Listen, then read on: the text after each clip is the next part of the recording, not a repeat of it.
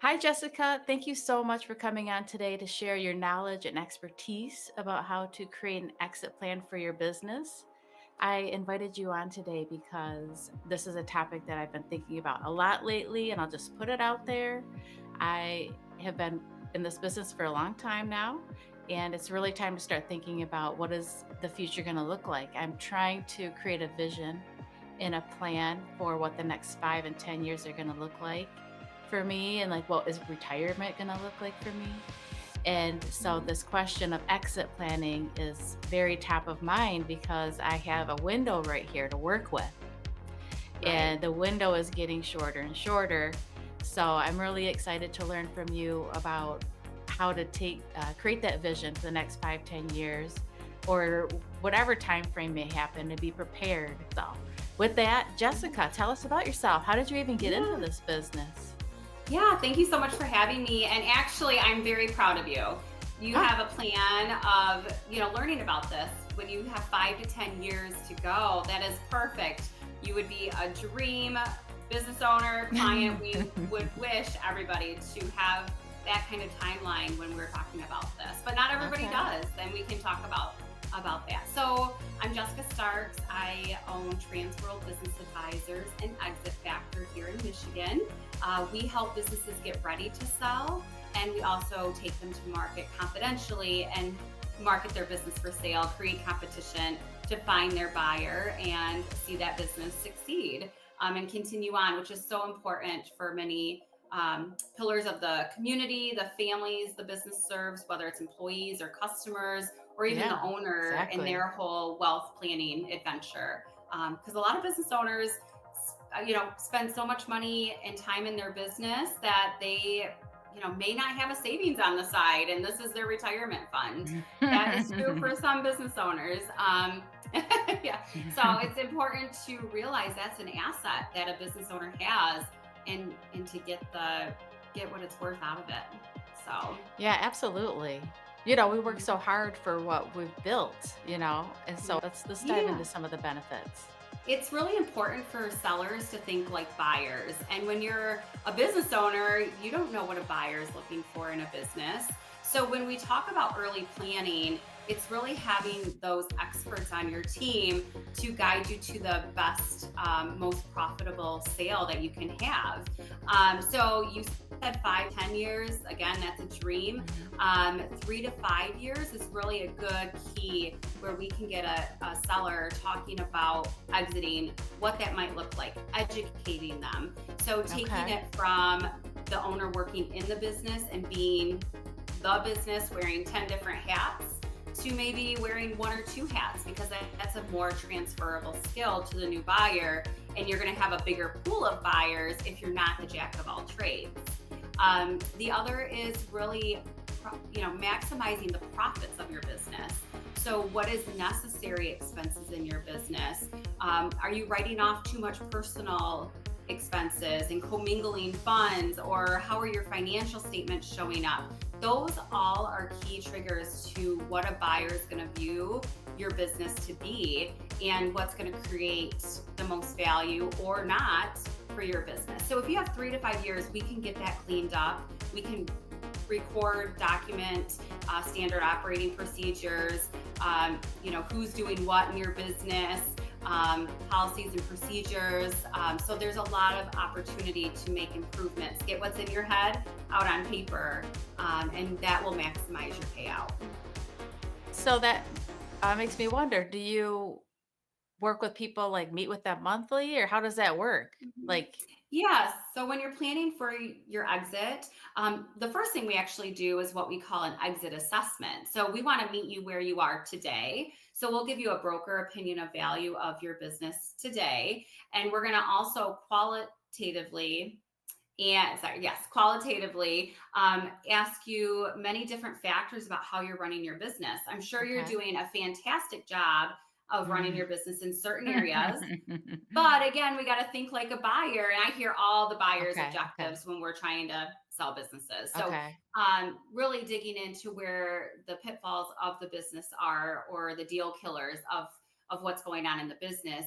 Then we create a roadmap to making those improvements, looking at industry statistics, averages to see where you compare against your peers, to Hmm. then show, okay, if we have a growth rate and we have a plan in place to make these changes, what would your business be worth in 1 to 5 years?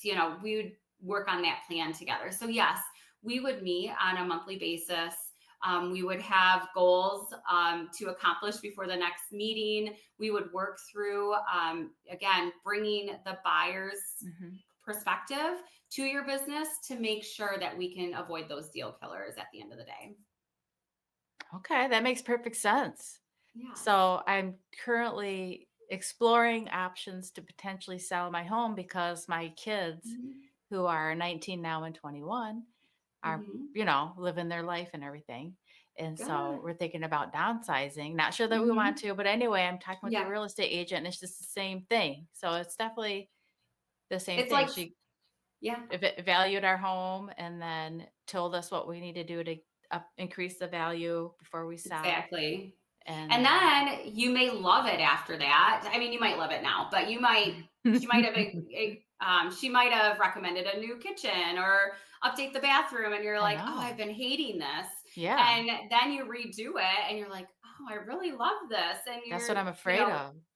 well, that's okay. And same with a business. We have 40-year-olds selling businesses, or we have people at retirement age selling businesses. But, if you don't want to sell after we make your business more profitable, less Right. owner dependent, that's okay. It's running efficiently at that point. So you Right. can do that. Okay. So just to clarify, just so I know for myself, it's Hmm. a monthly consulting fee that you would Yes. charge? Yep. Okay. Yep. Okay. We actually do a quarterly consulting fee, but on a monthly basis, we can consult with you. Okay.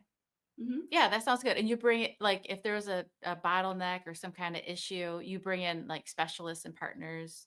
Do you like We connect do. businesses?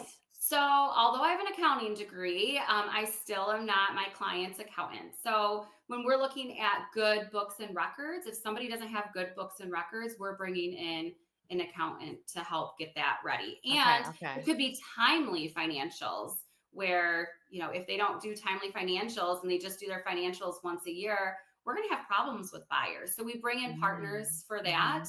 On a marketing strategy side, branding. So if Jessica Starks is the title of my business, well, that's not really transferable because once I'm gone, Ah, that's just not going to get you yeah. anywhere. So, Right. yes, marketing, branding is really Okay. important. Also, marketing and branding and a growth strategy. So, if we are way off on what the owner wants to value their business and they choose to acquire a business, we can work through different growth strategies as well with a seller. And maybe they're not a seller at that moment, they're the buyer, but still we want to Right. be able to get the business the most they can for their Well, to make yeah, them I sell. can't wait till our next conversation that we're having next week about Yeah. how to even value your business. And I'm so Hmm. curious to know like what are the factors that you have to have in place. But that's for next week. Stay tuned. Yes. Yeah. So what I'd like to dive into now a little bit more is the different ways that you can sell your business, like or Mhm. transfer, or like can you just give like a high level overview to people who don't know anything? Like Yeah. what are even the options? What do you even do with your business Well, our goal is to at the sell end? on your terms. Yeah, our goal is to sell on your terms when you are ready to sell. But it's inevitable. People are going to sell their business whether they're above ground or below ground. I know that sounds really morbid, but the reality is sellers need to start thinking about what comes next because unfortunately, everybody goes through life, Right. whether it's going well or an illness comes up or a divorce. We want to make sure that the seller is educated on what it looks like to transfer their business. So the best case scenario is we have that 3 to 5 years to talk about this. We can even talk about it if you're 10 years out, because I think education is key here. There's many different ways to sell your business. You can sell it to a family member. And a lot of times, every business owner wishes they'd have a family member able or wanting to take Hmm. over their business. But the Yeah. reality is that's not happening as much these days.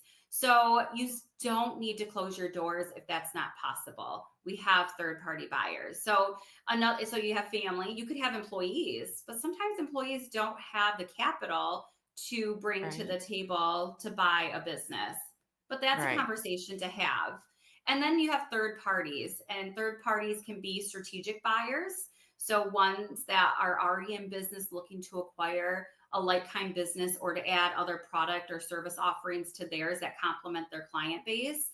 You have Mhm. private equity groups who are looking to invest money into businesses, grow that business, and then flip it on the backside, or sell it quickly, or within 5 or 10 years, let's say. Mhm. Mhm. Um, and then you have a third party buyer that's an individual coming out of corporate America, that wants to own their own destiny and be able to create something that is theirs, and create their own wealth versus relying on corporate America to determine their raises or to Okay. determine, if there's layoffs. So we have a lot of options out there for buyers. Yeah, that does sound like quite a bit. Yes, yes, I'm which is trying to think. good. There's Yeah. huge market for that. Yeah. I'm as you're talking about this, I'm thinking, what would my business look like? Where what would I do with it? And you have a book of business, it's easier to acquire a business than it is to grow organically, I should say. Mhm. Mhm. Because as you organically grow, you're growing a percentage at a time or 10% over the year. But if you buy a business that is half the size of yours, you're growing at 50% by just acquiring that business, as an example. So it's much easier to grow by acquisition than organically. Yes, it's definitely difficult to grow organically, I can attest. Yes. That's why we need Um, good partners, but yeah, yes, it's absolutely. That's one why piece of the puzzle, right? yes, that's what I'm loving about my approach this year is to do more networking, more connecting, Mhm. more conversations, just to get Yeah. to know people, find out what they do, how we can Mhm. collaborate. I think it's going to be great. Yes. So let's talk a little bit about, we've talked about um, how we can get started and whatnot, different ways that you can sell. And you talked about your consulting Mhm. offering, like your to offer your wisdom because you come into it from the perspective of the buyer and Right. what do they want and what are they going to look at so that you can at least let us business owners know that, hey, these are the things that they're looking at, whether you care about them or not. This is what they're looking at. Right. But one of the things we had on our agenda today was talk about the experts you need. You Goes in. need your deal team. You need people around you because as a business owner, you're really good at what you do, but you're not good at other parts that you need to outsource. It's kind of like a hairstylist. I need a hairstylist. I mean, I'm good at what I do with brokering and getting business ready, but I need my hairstylist to color my hair or somebody to change my oil or a doctor. You need to find your deal team. Your deal team consists of your exit strategist, which we have consultants on our team with Exit Factor to help you with that. You need your business broker or your M&A advisors, which Transworld Business Advisors, the franchise, I own a franchise of that here in Michigan. We help businesses buy and sell. You need an attorney. Attorneys are going to Mhm. review legal documentation that is needed for that transaction.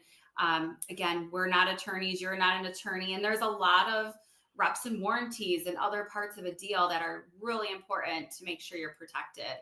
CPAs, there's going to be tax consequences when you sell a business or tax expense, I should say. And really, that allocation of purchase price. CPAs can also get involved with due diligence of what buyers are requesting, and they can help sellers prepare that financial review as well.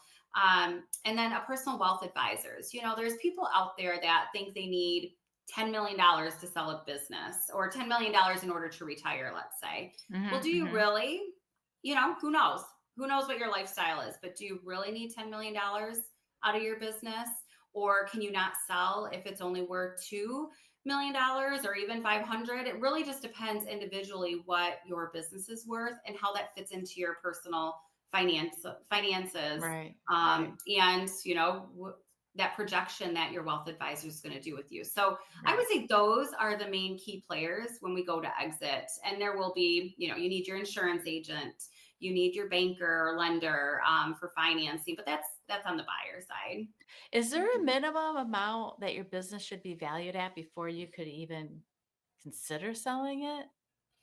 That would make I think sense? that's right. That's an individual opportunity because we have people who are in leases who want to sell, and our job is to find a successor tenant because they want to get out of that liability. So really, the business might not be worth much, whatever that would be, much. Um, but if they can get out of that liability so they don't have to pay that monthly lease, then that's a win-win situation. Mm, Um, so okay. it really, it really just depends. Some people buy a business and they realize I'm not meant to be a business owner. And, Mm, they're stressed out all the time and we need mhm. to sell the business, or, you know, they just need to get out of it. It's not like you can put your 2 week notice in and leave your job and go start another job. It's going to take a little while to sell. So, How quickly can you make mhm. this all happen? So on average, it takes 8 to 9 months to sell a business. Okay. Some sell quicker, some take longer, and some never sell. That's the harsh reality of it. Mm, There's many different reasons why businesses may not sell, but 8 to 9 months is a good average time to sell a business. But okay. then you have to transition the business, so it's not like turning the keys over to your buyer of your house. You're going to Right. need to train them, introduce them to your systems, processes, people, clients. And so it's important that you have time on your side in order to have a couple months to transition them after the Yeah. sale. Yeah. That's exactly Mhm. right. That is so much information that I haven't really thought about before. Yes. You got to put that in your timeline. So 5 to 10 years, when you think, that 5 year difference from 5 to 10 years, if you put a year for selling, let's say, and then you got to transition for a little bit, maybe you want to think about selling at 8 years. Yeah, and you Mhm. have to make sure that your business is sellable, which is why we're Yes. having this conversation and why Hmm. the next time we need to talk about that and how do we value our business and make sure that we're hitting all those points that the Right. buyers want to see. So, I'm very Yes. excited about Yes. that. I keep Yes. saying that because I want to ask you more questions about that, but I'm going to hold. I'm going to end Yes. with this one last question. Okay. Maybe we've already discussed it, but we talk about avoiding costly mistakes. Like, Hmm. is there anything you want to mention about that? Yes. I mean, there's several costly mistakes.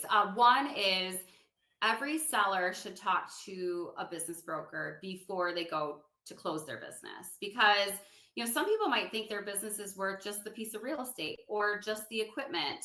If it's just the equipment, you got to piece it all out, or if you have all this inventory, if you close the doors, it's going to be a lot of things you're going to have to dispose of and sell individually.